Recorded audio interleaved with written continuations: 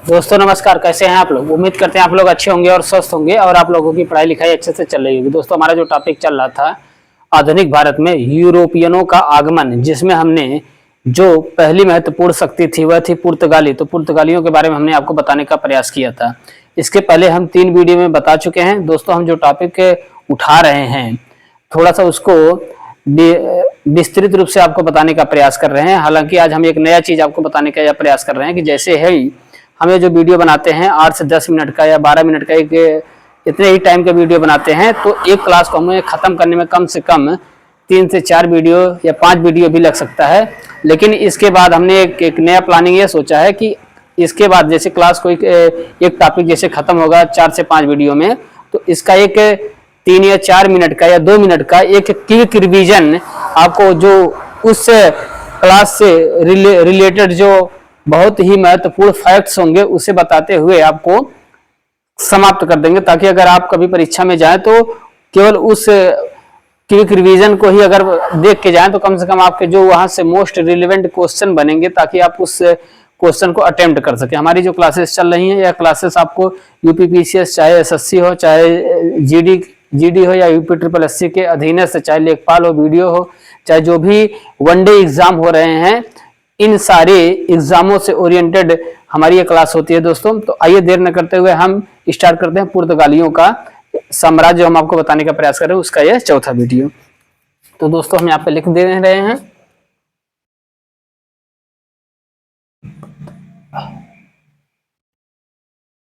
पुर्तगाली साम्राज्य भाग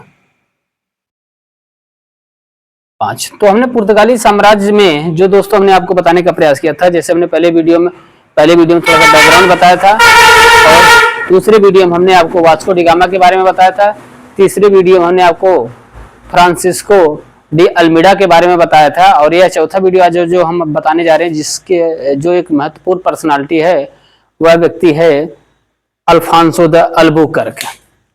तो दोस्तों अब समझने का प्रयास करते हैं। यह जो अल्फांसो द अल्बुकर्क है दोस्तों, यह जो है इसका जो कार्यकाल है अल्फांसो द अल्बुकर्क, इसका जो कार्यकाल है दोस्तों वह है 1509 से 1515। दोस्तों ये जो अल्फांसो द अल्बुकर्क है यह आता तो है 1503 में। 1503 में जो पुर्तगालियों का समुद्री बेड़ा आया था, यानी एक समुद्री जो जहाज आया था, उस जहाज में जितने भी व्यक्ति थे, चाहे 100 थे या 150 थे, उस समुद्री बेड़े का हेड या कहें प्रमुख बनकर आया था। यानी 1503 में हम यहाँ पे लिख सकते हैं कि जहाजी बेड़ों का प्रमुख बन कर आया था। और जो दूसरा महत्वपूर्ण तथ्य है दोस्तों इसके बारे में जानने के लिए कि इसे पुर्तगाली साम्राज्य का वास्तविक संस्थापक कहा जाता है। वास्तविक संस्थापक हमने आपको बताया था, पुर्तगाली साम्राज्य का प्रमुख प्रथम वायसराय, पुर्तगाली साम्राज्य का प्रथम वायसराय जो है फ्रांसिस्को ड अल्मीडा होता है, लेकिन इसे पुर्तगाली साम्राज्य का वास्तविक संस्थापक कहा जाता है। क्यों कहा जाता है दोस्तों, इसके बारे में बताने का प्रयास कर रहे हैं। ये महत्वपूर्ण तथ्य है, आप इसे जानते रहिए। इसे पुर्तगाली साम्राज्य का वास्तविक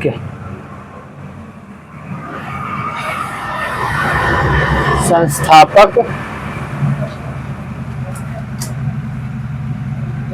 कहा जाता है।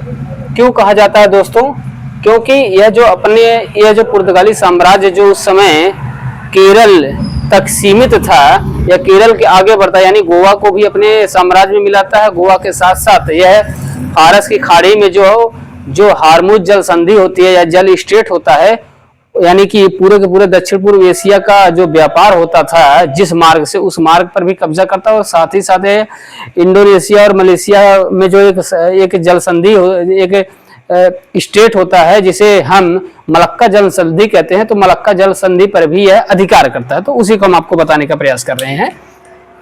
इसे पुर्तगाली साम्राज्य का वास्तविक संस्थापक कहा जाता है। वास्तविक संस्थापक क्यों कहा जाता है? क्योंकि इसने और एक काम करता है कि यह बीजापुर के शासक, बीजापुर के शासक के साम्राज्य के अधीन गोवा को, यहाँ पे हम हाईलाइट कर दे रहे हैं गोवा को, यानी बीजापुर के शासक के साम्राज्य के अधीन गोवा को अपने साम्राज्य में मिला लेता है। कब? 1510 में। तो बीजापुर के शासक उस समय कौन थे? बीजापुर के शासक थे यूसुफ आदिल शाह। यानी उस समय 1510 में बीजापुर के शासक थे यूसुफ आदिल शाह। यूसुफ आदिल शाह को यह परास्त करता है और गोवा को उनसे छीन लेता है। कौन? Alfonso de Albuquerque. दूसरा कार्य क्या करता है दोस्तों? यह जो है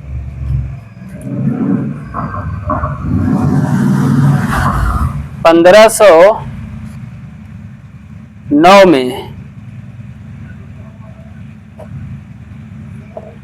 1509 में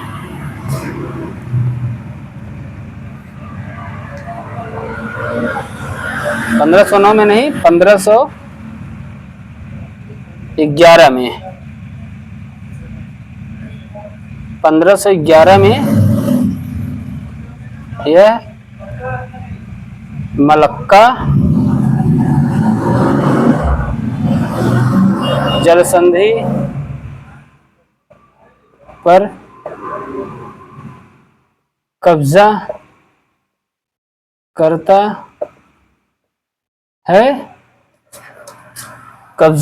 है और 1513 में हरमुज जल संधि पर कब्जा कर लेता है।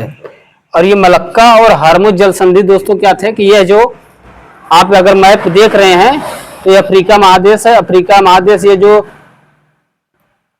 फारस की खाड़ी वाला जो क्षेत्र था जहां से मलक्का जल संधि, हरमुज जल संधि यहाँ पर था।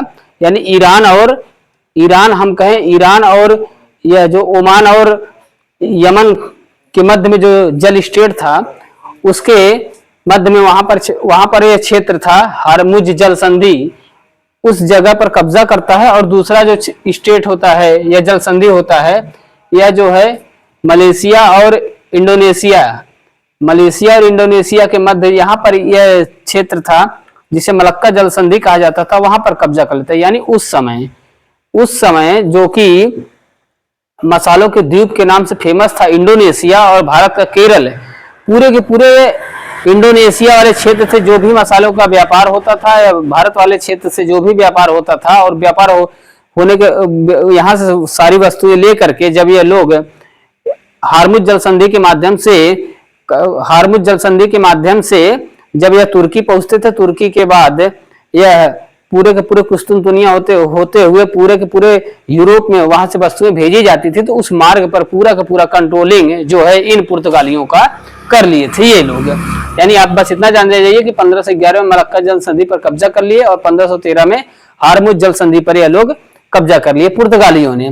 और दूसरा और एक महत्वपूर्ण फैक्ट है दोस्तों यह है कि यह जो अल्फांसो द अल्बुकर्क था, यह केरल में सती प्रथा पर रोक लगाता है, सती प्रथा पर रोक लगाता है, सती प्रथा पर रोक लगाता, सती प्रथा पर रोक लगाता है।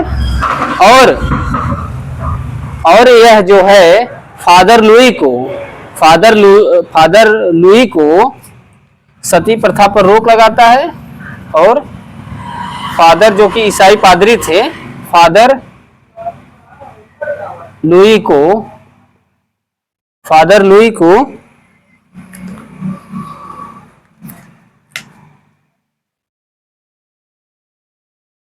जो कि विजयनगर साम्राज्य के एक महत्वपूर्ण या कहें प्रतापी शासक थे, कृष्णदेव राय के दरबार में भेजता है। कृष्णदेव राय को फादर लुई को कृष्णदेव राय के दरबार में भेजता है और उनसे कुछ रियायतें प्राप्त करता है। रियायत मतलब कुछ छूट प्राप्त करता है व्यापार की दृष्टि से, कुछ रियायत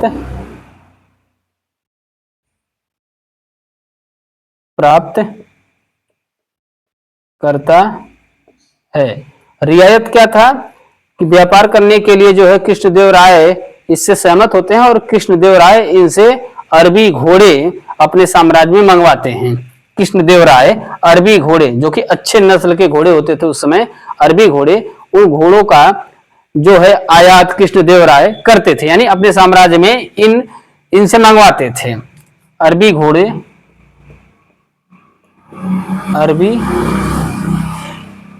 घोड़े मंगाते थे। कौन मंगाते थे? तो कृष्णदेव राय।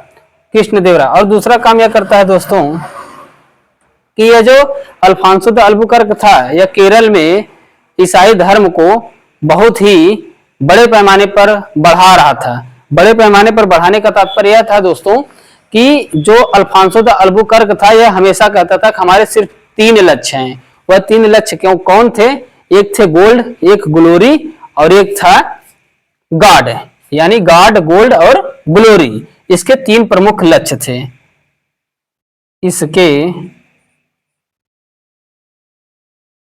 3 प्रमुख लक्ष्य थे। इसके 3 प्रमुख लक्ष्य कौन कौन थे? एक था गॉड, एक था ग्लोरी और एक था गोल्ड। गॉड का मतलब होता है दोस्तों ईसाई धर्म का प्रचार करना, ईसाई धर्म का प्रचार करना। ग्लोरी का मतलब होता है नाम कमाना। और गोल्ड का तात्पर्य यहां पर था दोस्तों धन संपदा कमाना, यानी रुपया पैसा कमाना, धन संपदा कमाना। और दोस्तों यह जो है वहां पर जैसे ईसाई धर्म का प्रचार प्रसार तो कर ही रहा था बड़े पैमाने पर, दूसरा जो इसके बारे में कहा यह जाता है कि यह वहां पर जो हिंदू धर्म की जो गरीब औरतें होती थी, जो गरीब महिलाएं होती थी, उनका विवाह जो है पुर्तगाली नागरिकों से करवाता था ताकि जनसंख्या पुर्तगालियों की वहां पर बढ़ाई जाए। यह इसका एक और कारण था, यह इसका एक कार्य था ताकि पुर्तगाली साम्राज्य, पुर्तगाली लोग वहां पर बस सकें। और दूसरा कारण यह था कि दोस्तों इसने जो है ईसाई न्यायाधिकरण लागू किया था, यानी ईसाई न्यायाधिकरण जिसे कहा जाता है। अब हम थोड़ा सा यहाँ पे लिख दे रहे हैं, ईसाई न्यायाधिकरण यह लागू किया था। ईसाई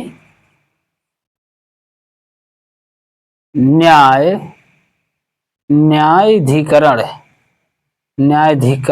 ईसाई या ट्रिब्यूनल जिसे कहा जाता है, न्यायाधिकरण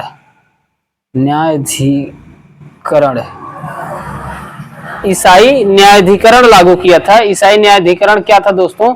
यदि आप ईसाई धर्म स्वीकार किए हैं और फिर आप किसी कारणों से अगर ईसाई धर्म छोड़ रहे हैं तो आपको जिंदा जला दिया जाता था। यह था ईसाई धर्म, यानी ईसाई न्यायाधिकरण। ईसाई यहां पे लिख दे रहे हैं, ईसाई धर्म छोड़ने पर जिंदा जलाने का प्रचलन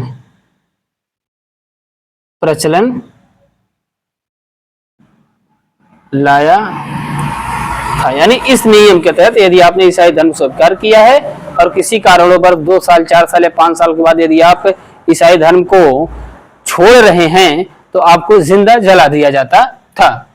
और इनके बारे में क्या दोस्तों हम और अब बताने का प्रयास कर रहे हैं। अब हम यहाँ पर मिटा दे रहे हैं, आप शायद अच्छे से देख लिए होंगे या समझ गए होंगे, ये सारी चीजें हैं, थोड़ा सा आप देख लीजिए।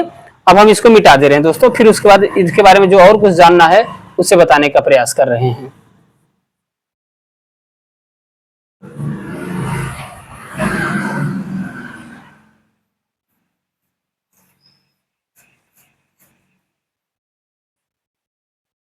अब दोस्तों इनके बारे में क्या और जानने की जरूरत है, हमने आपको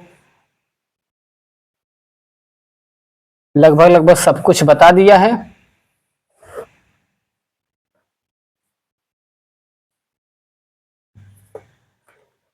तो दोस्तों यही थे अल्फांसो द अल्बुकर्क के बारे में। हमने आपको लगभग हर एक पॉइंट के बारे में आपको इनके बताने का प्रयास किया, चाहे इनका जो लक्ष्य था गार्ड, गोल्ड और ग्लोरी, और इन्होंने अपने साम्राज्य का विस्तार किया। इन्हें जो है पुर्तगाली साम्राज्य का वास्तविक संस्थापक कहा जाता है। क्यों कहा जाता है इसके बारे में हमने आपको बताने का भी अच्छे से प्रयास किया। इन्होंने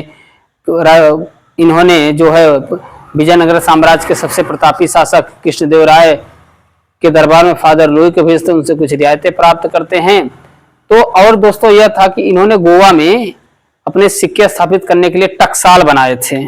गोवा में, कभी ये महत्वपूर्ण फैक्ट है, कभी पूछ ले, गोवा में सिक्के ढालने का टकसाल बनाया गया था। और दोस्तों यह था, यह जो अल्फांसो द अल्बुकर्क था भारतीय धर्म में यानी हिंदू धर्म में तो हस्तक्षेप कर ही रहा था। वहां के गरीब औरतों को पुर्तगाली और लड़कों से शादी करवा रहा था ताकि वहां के साम्राज्य स्थापित किया जाए, और मुसलमानों के साथ यह भेदभाव की नीति भी अपना रहा था। क्यों भेदभाव की नीति अपना रहा था? क्योंकि जो वहां पर मुस्लिम व्यापारी हुआ करते थे, चाहे वो चेट्टियार थे, चाहे चुलिया थे, चाहे गुजराती व्यापारी थे, यह इन लोगों के साथ भेदभाव भी अपना रहा था। तो दोस्तों आई होप कि आप लोगों को अच्छे से समझ में आया होगा। हमने आप लोगों को अल्फांसो द अल्बुकर्क के बारे में बताया था। क्लास कैसी लगती है, यदि कोई कमियां रह गई तो आप जरूर बताइएगा और कमेंट में जरूर बताइएगा दोस्तों, क्योंकि हम आप लोगों के कमेंट जरूर पढ़ते हैं, तो हम उसमें सुधार करने का प्रयास भी करेंगे। धन्यवाद दोस्तों।